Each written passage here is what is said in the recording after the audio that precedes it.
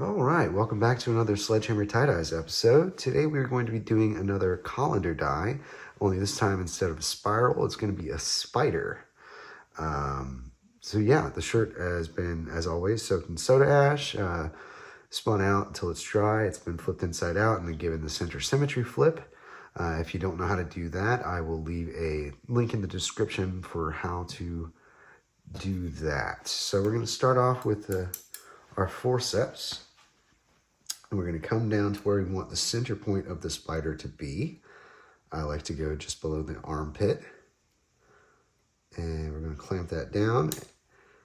And we're going to start spinning down the shirt. You want to go clockwise because you want the folds to go this way. So starting off, we're just going to be kind of gentle because we don't want to rip the shirt.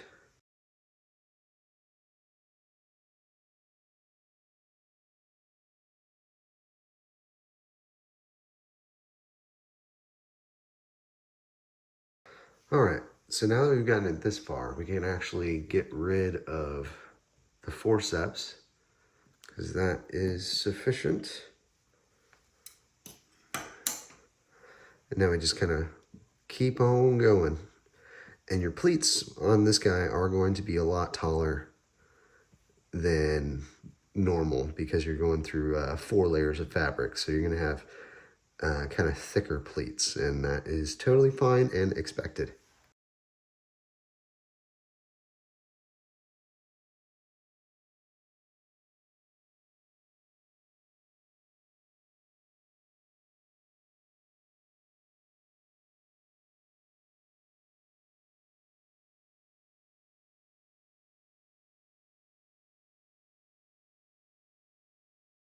And there we have it. So next up, we need our colander. And we're just going to lay this guy gently over the top, just like we did with the other colander spiral.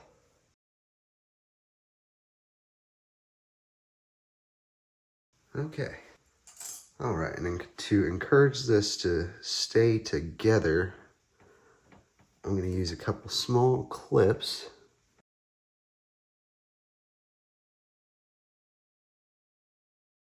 All right, and that'll just kind of encourage the shirt to hang together and not come apart. Okay, and the colors that I'm going to be using are blue violet, shiitake mushroom, and wild garden from Dye Spin. So it doesn't necessarily matter which color you choose, but I'm going to go with the blue violet.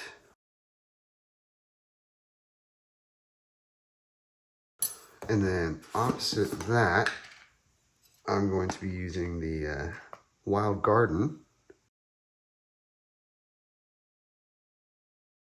And then in between them, on both sides, we've got the shiitake mushroom.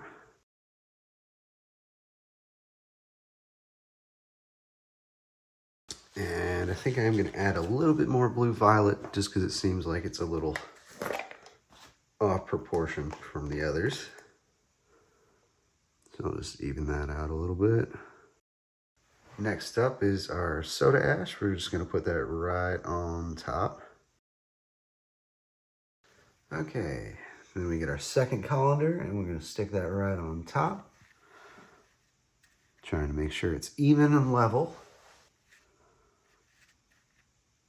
And it's okay to move it around a few times because you got that soda ash on top of all that dye, so you're not actually tracking dye into other sections.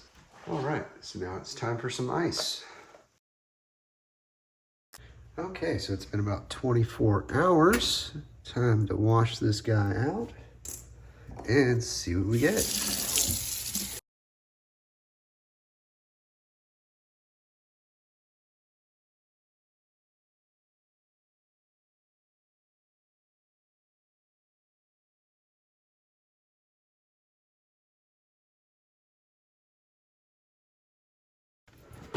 All right, so this is what we got at the moment.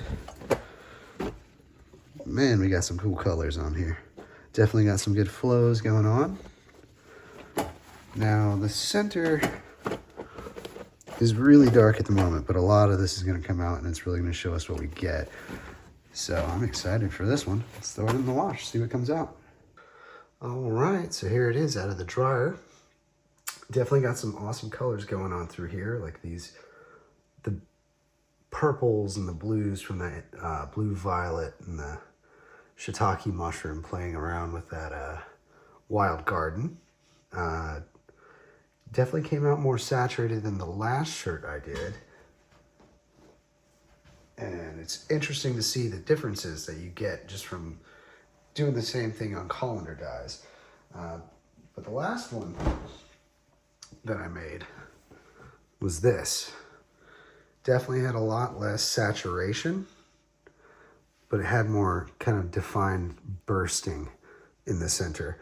I really like both of them for different reasons. This one, I really like the saturation. The old one, or the previous one rather, just had a lot of like void area in the bottom, but they're still really cool in their own rights.